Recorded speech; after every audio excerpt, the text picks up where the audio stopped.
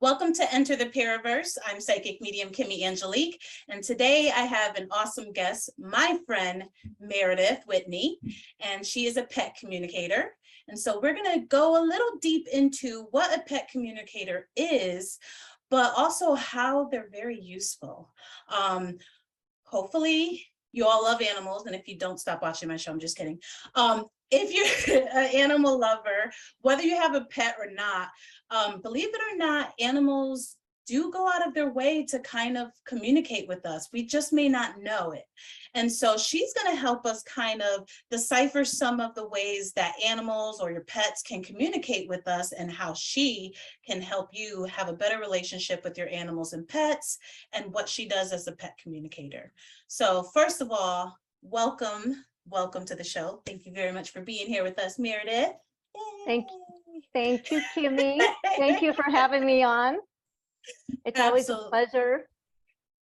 Okay, and if I say the word absolutely, please correct me, because I have a habit of saying the word absolutely like 1,000 times during the show. So I'm going to try my hardest not to. I just caught myself. It's all good.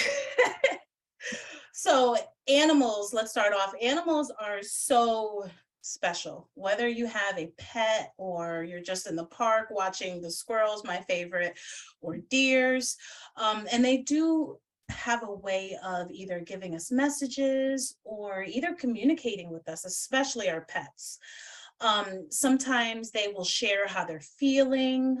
They'll share kind of what they see in their environment, or even like their perspective of what's going on in your own life. And since we all can't communicate with pets, we have wonderful people like Meredith who come in, help us to have a better relationship with our animal friends, and maybe even kind of help with any situations that are going on with your pet that maybe you're just not picking up on.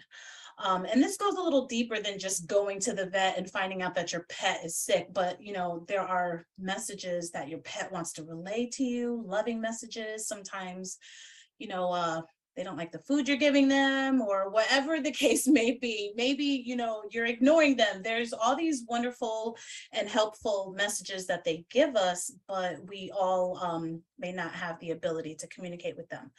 So that's where Meredith, or somebody like Meredith who talks to animals, will come in and kind of help us with that relationship. So before we get into the nitty gritty, how did you become an animal communicator? So back in 2003, I started to get visions in my head. I started to feel pain emotionally and physically that was not mine. And I actually started to hear voices in my head. That was, I heard my horse, I heard my dog, and I had a pet sitting business at the time and a dog walking business. And so when I would walk dogs, I didn't mean to, but I would listen in on the conversation, and out loud I would say, hey, so, oh, that's great that you said this and this and this. And they're like, are you hearing us? And I said, yes. And some of them would get really excited and say, oh, we want to talk to you some more. Did you know my mom, my human, does this? They do this. I like this when they do this. I like riding in the car, things like that. So it was pretty interesting. Wow. Yeah. Okay. So when you heard the first voice, like, how did you know it was a pet and not something or someone else? Like, that would have freaked me out a little bit. First, I started to hear my spirit team, my spirit guides.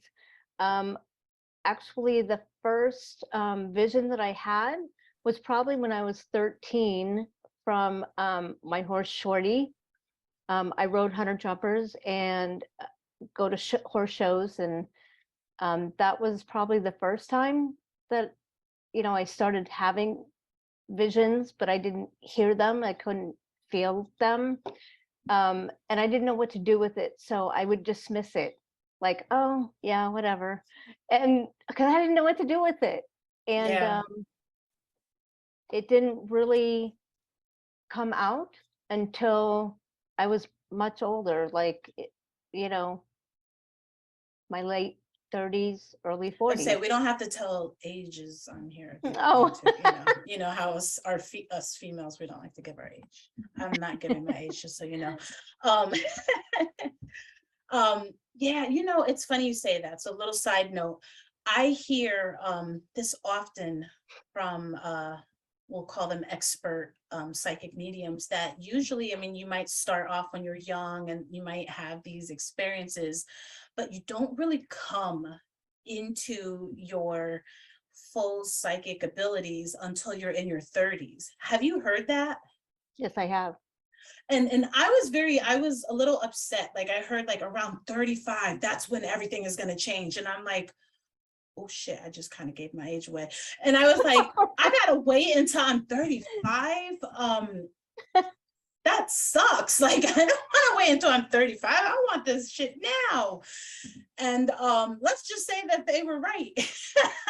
That's all I'm saying, okay? Post editing production crew, can you block that part out? Anyway, so yeah, so that's funny that you say that.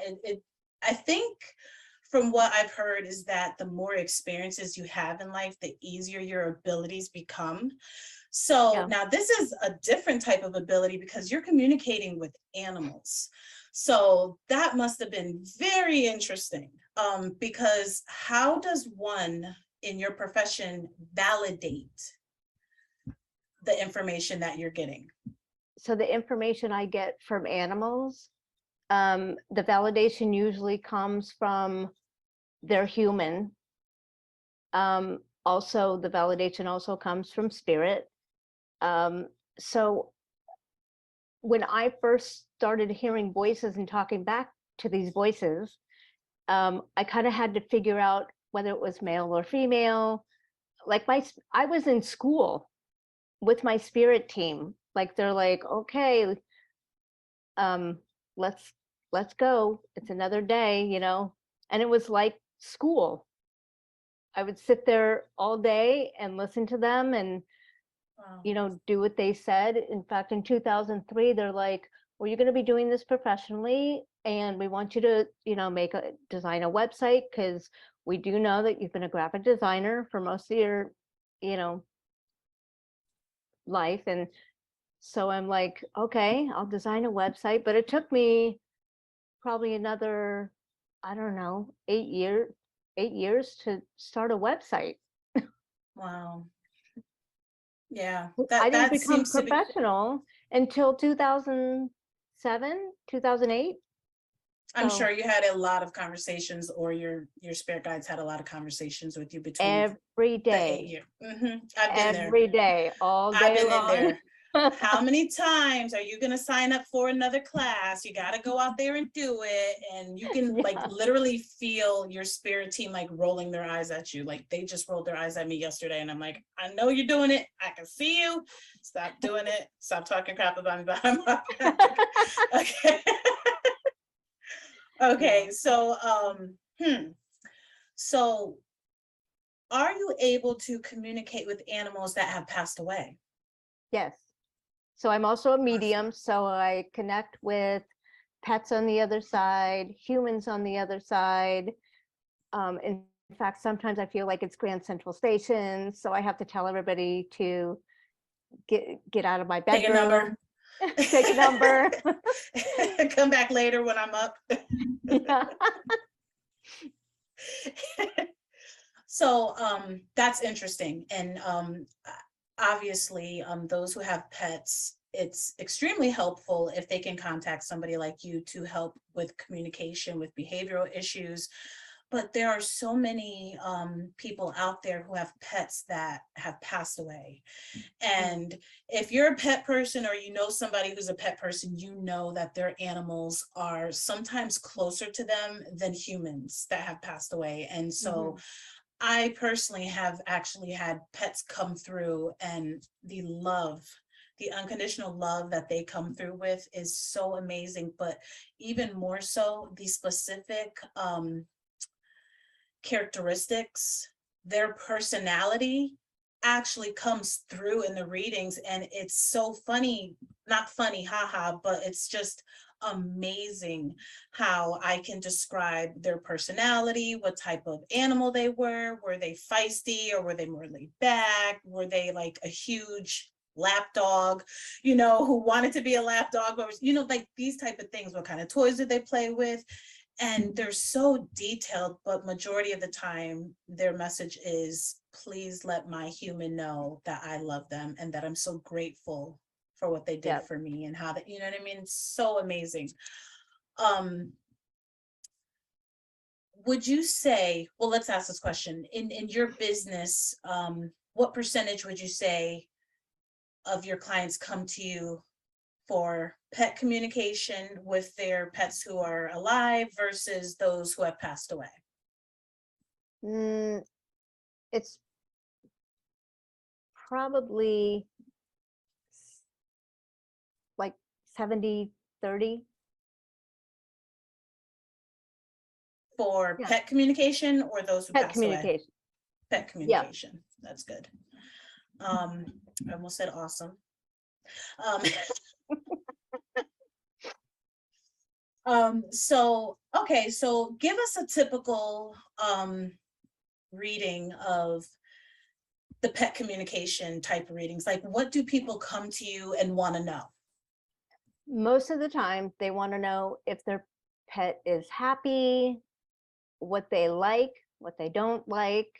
Um, and then some people come to me when they've gone to the vet and the vet can't figure out what's wrong with their animal. Mm, So then it's kind of like, okay, well, this is our last ditch effort. And I don't medically diagnose. It's all the animal telling me what's going on with them. mhm. I actually had a cat once that as soon as I walked in the door of the house where they were living, I heard, I have cancer, I have cancer, I have cancer. I'm like, oh, okay. Oh, And and so I waited, I didn't tell their human at that time in the session when I was having the session with them. I didn't tell them their cat had cancer. I waited until I got home and spirit kept bugging me and they're like, you have to tell her, you have to tell her. We told you to tell her to get a second opinion. So I called her and I said, look, spirit is on me to tell you this, to get a second opinion. I didn't tell her still that her cat had cancer because I was too afraid to. And mhm. so she went to animal communicator who was also a veterinarian that I had referred her to. And Oh, sure enough, they did a ultrasound and the cat had cancer. And because of wow. that, the cat lived for 6 more months. And then after she called and told me, so yes, the cat has cancer. And I said, yeah, I was too afraid to tell you. I wrote it down in my psychic journal and I showed her the time and the date. Oh my God, why didn't you tell me before?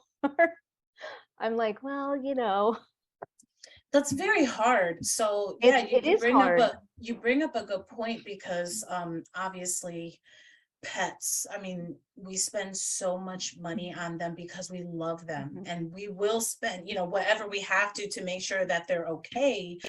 How do you handle, things like that? Like, after that situation, are you kind of more upfront with what you're getting, or do you still kind of get a little nervous? I mean, because that's very, Right.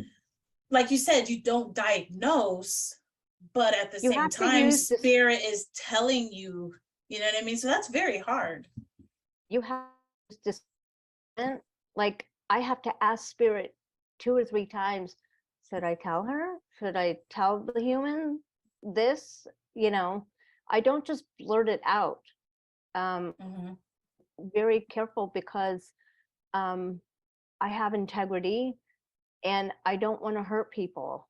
mhm. Um, but even the animals have like pushed me. They're like, would you tell her already? Would you tell my Mhm. mom this, please? I'm like, oh, okay. you It's know. it's very hard. It's even when I do human readings, I'm not a medical person. I didn't go to school for this, so I can't It's sit just there a and lot of say responsibility. it is. And so, like you said, hey, get a second opinion, or I really think that you should get a checkup. If I have a human who I see something or feel Mhm. something, it's like, you know, um, you should really go to your doctors and get a checkup. And I leave it at that. I'm not a doctor, so I'm not going to sit there and say, hey, spirit is saying XYZ, because Right, what if I'm misinterpreting something? right, I don't want that responsibility, and I definitely don't want to make somebody go and spend a whole bunch of money on something that may or may not be. So, hey, right. there's no harm in going to just get like a checkup with your doctor. And then leave it at that. But yeah, it's a very awkward situation, between being ethical but being truthful and wanting to relay the message that spirit or the pet is relaying to us. So it's very hard.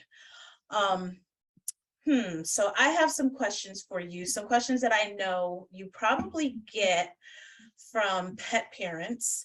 And so let's see your answers. Okay.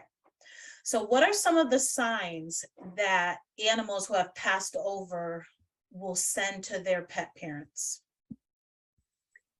They will send them like pictures in your head, or they will give you a feeling. And some of my clients and other people that I know actually feel their pets on their bed. Like if Oh, a wow. dog or a cat always used to jump up on the bed, they said, oh yes, I felt my cat or my dog who has passed, I felt them jump on the bed. And the other night I actually felt an animal, I pretty sure it was a dog, um, like sidle up next to me. I was laying on my side and I could feel them lay down, and their back up against my back. Wow. So whose dog was this? Because it's I don't a know. random dog. Maybe one of Okay. mine. It might have been one of mine. I was gonna say, because if we But have like a rover just popping in and laying, like, no. no, that happens to me all the Really? quite Okay, often. you gotta set boundaries. You gotta I set boundaries. I have. I right before I go to sleep sometimes I will hear a dog bark right next to my bed. I'm like, okay, I'm Mm, trying to go to sleep. Can you go away, please? Come back another day. So, you know, gosh, that's crazy. That would freak me out. Like when I'm it going to doesn't. bed, I'm so when used to it you're, by I was gonna now. say you're used to it, but like for me, I have seen spirits in my room. I'm probably used to that, but Mhm. if something laid in the bed with me, oh hell no.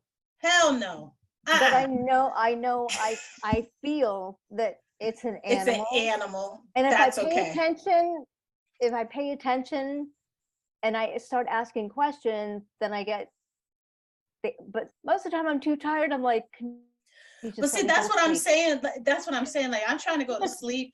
I don't want my own animals messing with me when I'm about to go to sleep. So not some Right. little, some ghost animals. You're gonna have to come back. Okay, next question.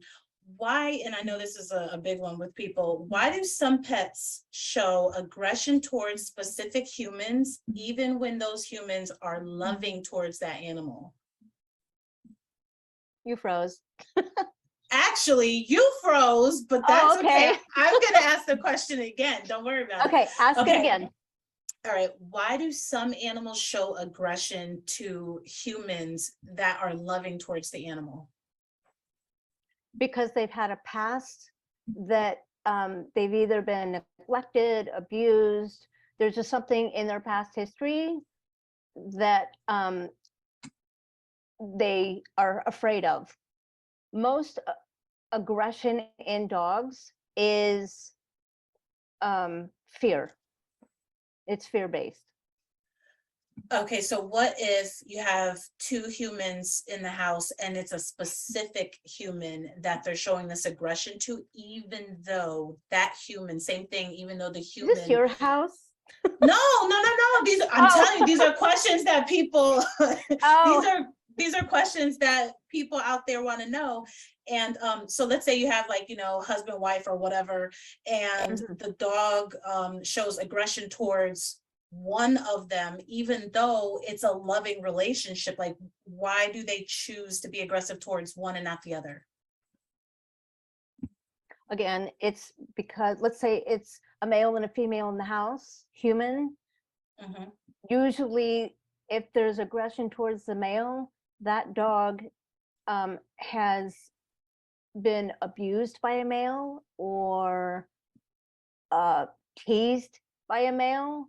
And I can give you an example of, like, if a horse, I'll just take a horse for example. If a horse is, let's say, afraid of somebody wearing like a white hat, and the person with that white hat didn't treat the horse very well, so anybody in the future that wears a white hat around that horse, the horse is going to be afraid of that person with a white hat, Okay, that makes because sense. they associate the The white hat. mistreatment with the white With hat. the white hat.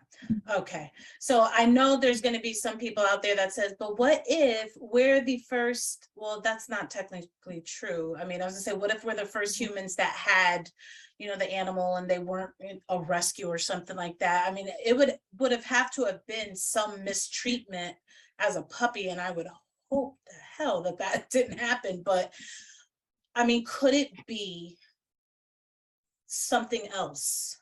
Yes, it could be. I would have to actually do a session with that human, with To that really, person, yeah. with their Mhm. animal, to really get down to what is the deep root issue, what is causing this. Mhm. You just don't know Yeah. until I animal Mhm. and find out. But we have to go deeper in what's Okay, causing them to be aggressive. gotcha. This just popped into my head. Could it also be that maybe there's an energy that this person is giving off? Like, for Yes. instance, maybe that person has a little bit of a fear of dogs because Yep. maybe something happened to them in the Yep. past. Could that be? Yes, definitely. Gotcha. That makes sense. That just popped into my head. Thank you, Spirit. Okay. So with that example, how would you go about not necessarily changing the relationship, but how would you start the change in that relationship? Like, what steps could, humans take to kind of start to change that type of relationship around? Let's say you figured out what it was specifically, Mhm. then what? So I'm not just working with the animal, I'm also working with its human. And Mhm. most of the time, I have found that it's the human with the issue, not the animal. And I've actually had one of my animal clients say, well, if they're not going to change their behavior, then I'm not going to change mine. Okay. I have learned a lot. I have learned a lot about my own behavior because of pet communication. And I didn't realize a simple thing like I have a barking dog. So I tell all deliveries, do not ring my doorbell. And if you do, I am coming after you because it upsets my whole entire day.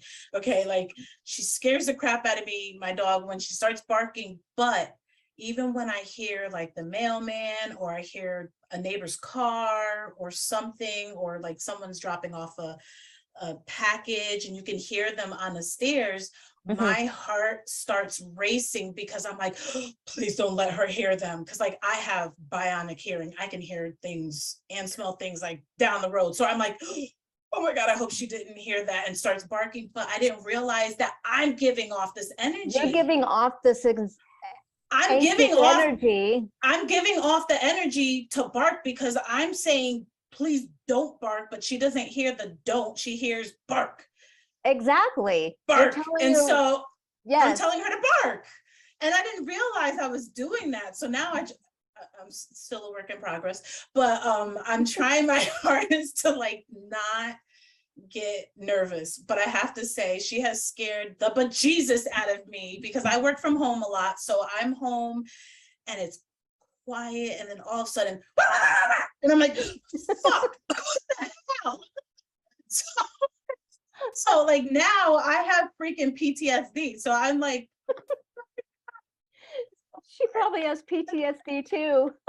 I know, like she scares the shit out of me. I have jumped so high out of chairs and stuff because of her barking, because it just comes out of nowhere. So now I'm like, if I hear a sound, I'm like, for the love of God, please don't let her bark. Please don't let her bark. I have DoorDash, Grubhub. They all have messages. I swear to God, if you ring that doorbell, we'll fuck you up. Do not ring the doorbell. So yeah, I'm giving off that energy, and instead I should just be calm and ignore it. Because I'm if you still a work in ignore it, progress. because if you ignore it, then, and you tell her it's okay, you don't have to bark at them, they're friendly people. Like, if you don't make a big deal out of it, or you could call a positive dog trainer to come over and work with her to not bark at all these people coming to your door. Okay, so I know this is not a question I had, but it goes Okay. with what we're talking about. Tools that people buy on Amazon. We'll just say people, and we're not going to mention who. Do they work with animals? So like, I'm not a fan of shock collars, like, you know, getting burned or anything like that. I have a collar that just does like a vibration. It Okay. does not have any shock or anything like that. It's more of like just like your cell phone vibrates or something like that. That's what it is. Right. It worked in the beginning and then it stopped. What tools,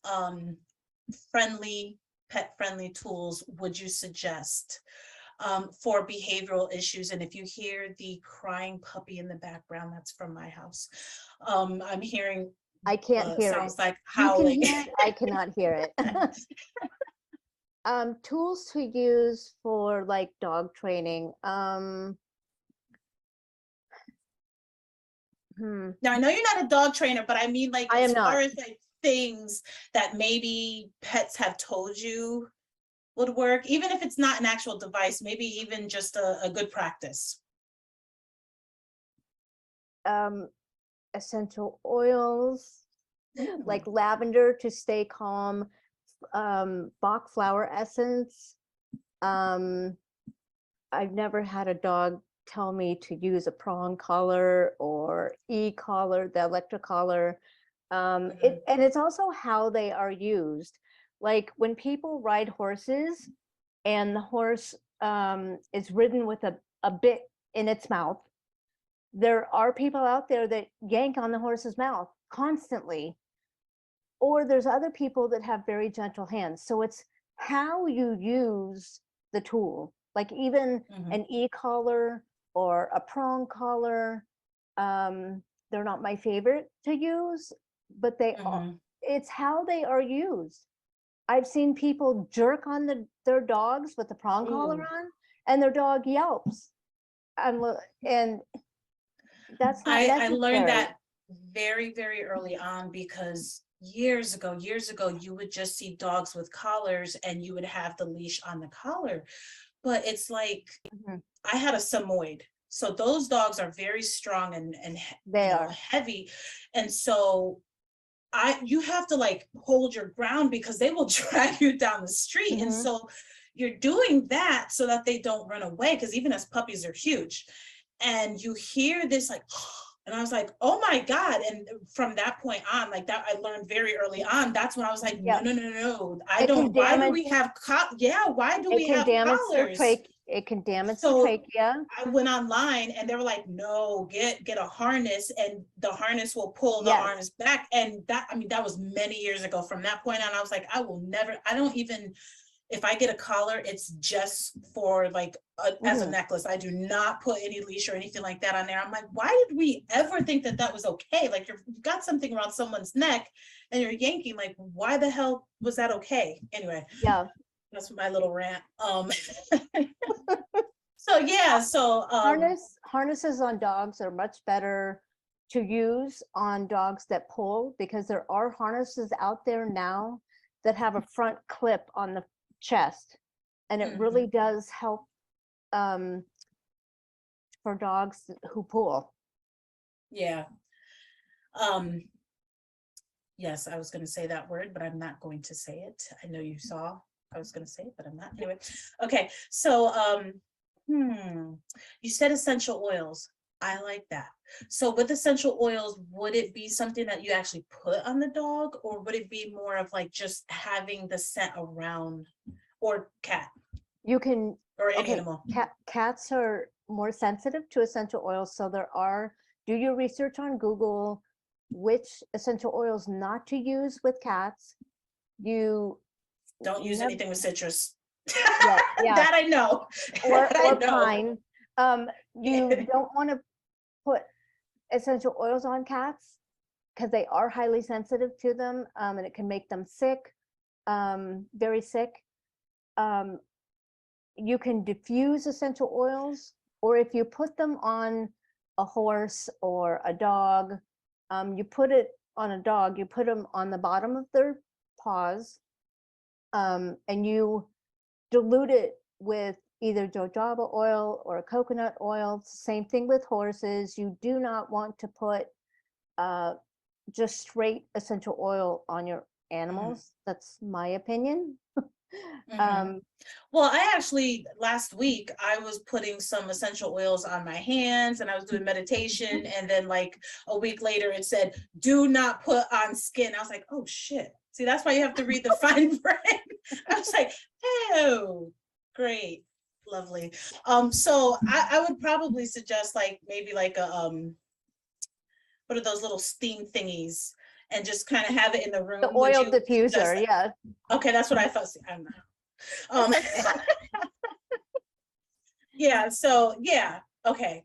Because I do Reiki on my dog, and that seems to work wonders, which I have to, because she's kind of a You could itchy put the lately. essential oil on your own hands and And pet it kind of, the animal with your hands, with the oils on your hands. That's another way of putting it on your animal. disclosure on the bottom, please do your research and make sure you don't Yes. put anything on your animals that they're allergic to or they lick and get sick. Okay, just do your research. Yes. Okay, let's see. So for those of us, hold on, I got another. Well, for those of us who aren't psychic, not me because I am, how would you recommend that they communicate with their animals, pick up on like little messages and behaviors? Because obviously we can't call Meredith every single day that Right. the cat gives us the stink eye. So like what? Because they do. So I do At least mine recommend, did. I highly recommend that people take an animal communication class, read a book on animal communication. There's several out there by several of my colleagues and friends. And you can watch YouTube videos on animal communication. That's where you're watching this video right now, YouTube. Subscribe, like, and share. Thank you. Metaverse. Enter the Paraverse. Anyway, go ahead. And so not everybody wants to become a professional animal communicator, psychic medium. It takes a lot of work and a lot of energy and time and money. And so just to be able to talk to their own animals would be great. That's a damn good idea. I don't know why I didn't think of that myself. I mean, you can go online and get, we're not being paid here, so I'm not gonna give you websites. But I'm sure you can definitely go to Meredith's website and she will have some helpful hints and insights for you. We will be putting her website and her information on here, probably now and at the end of the show. But there are, like beginner courses out there that will help you to kind of communicate. And, we all have intuition, so we don't have to be a professional psychic, whether you're working with your own life or trying to figure out how to communicate with your pets. But there are these courses out there that will help you to maybe even just a simple way that they move their tail, or facial expressions, or sounds, that may kind of give us a Yes. little bit more knowledge into how they're communicating with us, and how we can pick up on those cues. So that's a great idea. Like, as simple as that sounds, like I didn't think about that. We should have taken one a long time ago. Because I I teach do have a basic, diva of a I teach dog, let's just say. I teach basic animal communication. I'm going to start teaching advanced animal Nice. communication. Okay, so let's go into that. Like, brief, give me a rundown of your syllabus in the beginners class. Like, what do you teach people? I teach people how to basically sit on the floor with, it starts out with sitting on the floor with your animal and telling them how beautiful they are and how they make you so happy and how much you love them. Because when you say those words, love, happy, they can feel your energy from you. They can feel how much you love them. And so sitting on the floor, quiet with them and telling them how beautiful they are. And then you ask them a simple question like, what is your favorite treat? And see what picture pops into your head, or if you have a feeling, or if you can actually hear them in your head. Don't be surprised if you get like one word or two words popping into your head. That's your animal talking to you telepathically. Wow. Because it's telepathically, it's a mind to mind, heart to heart, soul to soul connection. And anybody can do this. Anybody. I'm not special. Yes, it comes as second nature to me. And it started with me as young as like 12 or 13, but anybody can do this. So I'm glad you said telepathically, because, people are out there like, well, how do animals communicate with you? Because they don't really know human words. But one thing that they do speak is emotion, and the soul to soul, because you're communicating with the pet's soul. And so we all have a soul. So the souls, like I said, soul to soul communication, that's where you're doing the communicating, and that's where you're getting the information. Because we as humans will think, well, the animal doesn't know my language. How can I ask them a question and they answer me? They do But you know our just language answered them. though. I think so. Some animal, I think My animals damn animals, sure do. most animals are smarter than humans. Let me tell you. I would agree with that. Dogs, they know the word walk, dinner. I mean, some of the basic Treat. words. But if you're talking in front of your animal, they know what you're saying. They can read your thoughts. So people stop cursing at your animals, okay? Yes, and stop cursing at your calling them animals. stupid. There was a popular TV show where this cat was a problem cat, and the roommate gave the cat a really not so nice name, and then wondered why this cat was getting aggressive. Well, that was the name that they were calling the cat, and the energy of this name was creating this energy within the cat. And so the pet communicator came in and said, number one, give that cat a real name That's your first homework. No Yeah. more this badass or whatever the name was. I don't remember, it was years ago. And they said a real name. And when you say the name, you switch the emotion of badass or whatever with the name and loving. And that right there, already there was a difference in the cat because of the energy. Because when you're calling it a bad name or they're doing something wrong, there's that energy behind those words. Whether they understand what you're saying, I mean, eventually they will know, I don't like the energy with that word or those words, so this means bad. But it's that energy initially that they feel first. And so I was like, wow. So, when your puppy is very excited and shits and pisses all over the house and you're like, you're such a bad boy. Oh No gosh, names. never ever tell never ever I tell your know. animal they're bad. I know. Don't So do that's it. what I'm trying to say. Don't do it. Don't Because do it. they're not bad. No, well, They feel embarrassment just like we do. first of all, a puppy is new to the world, so they're learning. You know what I mean? They're learning, just like human babies. They're learning. But yeah, I learned on that show that it was like, it was first the energy that you put behind those words, but then obviously calling them a bad name is not nice, especially since that became their name, which was really messed up. So okay, next question. Okay. Give an example of a time when you had to be a mediator between a human and a pet. And how were you able, I'm sure there are, pick any, and how were you able to change the behavior? Well, it wasn't the animal's behavior, it was the human's behavior. Don't worry, Meredith is going to be calling me after the show and saying, we're going to need to have a session. Oh gosh. There was a cat.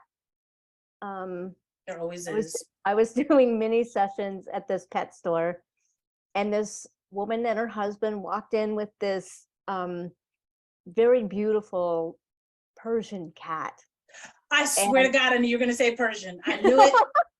I knew it. And I had this 4-foot table, and they plopped the cat right on the table, and the husband went, he like stood off to the side a little, and he's like, yeah, it's all my wife. She wants to know this and that. So originally the wife wanted to know why the cat was hiding in the bedroom closet, and why it was going to the bathroom on a pile of newspapers in the closet and not using its kitty litter box. And this doesn't happen all the time, but the cat called his human mom out on smoking cigarettes, and the husband did not know. The husband did not know. And the cat said, can you please tell my mom to stop smoking? I'm worried about her. And she looked at me with her face, the woman's face went white as a sheet. I'm like, you said it? I said it out loud? Was the husband listening? And the husband started laughing. Started laughing. And until they got into the car. He said, you just got called out by our cat. How do you feel now? And the woman, she started laughing. She thought it was funny.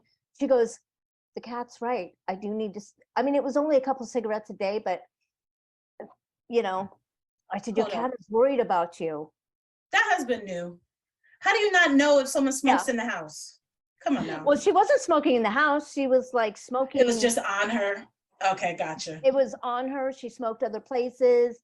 But let me tell you, your animal, most of the time, they're not going to call you out. because they don't want to embarrass you. They don't want you to feel bad. They want to tell me good things about my human clients. They're not here to call you out. They're not. Because I've had people say, "Oh, I'm not coming to you for a session. My, my pet is gonna tell you everything about me." No, they Yeah, don't if you tell have me everything about secrets, you. if you have secrets, do not They go will to a keep yours. psychic No, they will keep your secrets, except that one woman. But unless you piss them off. but yeah, that doesn't That's happen very funny. often. Oh my gosh, that is hilarious. I wonder if my pets know any secrets of me. I'm gonna start going in another room. Okay, Nope. so Meredith, thank you so much Thank you so much for for having me, coming. Tammy. This It's has been a been fun pleasure. and very enlightening. And again, I have learned a lot of things that I have been doing wrong. So I will be looking into a pet communication class because maybe I should learn a little bit more. I could do the Reiki. I've attempted to communicate telepathically with my animals because Lexi, she likes to be a security guard. She likes to follow me around everywhere. And, I try to tell her, it's Saturday. You don't have to work. Like, you can just chill. And she's like, where are you going? She loves her Where are you job. going? She's Where are your you going? Like, protector. I'm like, my gosh, She like, loves yeah. protecting you. I'm like, watch the That's her puppy. Like, job. sit there and watch the puppy. I should not have said that because she growls at him all the time now. And I'm like, see, you got to be careful what you say to them because they will take it to heart. You Um, do. Well, thank you again for coming on the show. As always, please like, share, and subscribe. We will put down all the information so that you can contact Meredith if you want to. You can do bookings, book readings with me or Meredith. And as always, we thank you very much for being here with us, and we'll Thank see you you so next time. much. Bye-bye.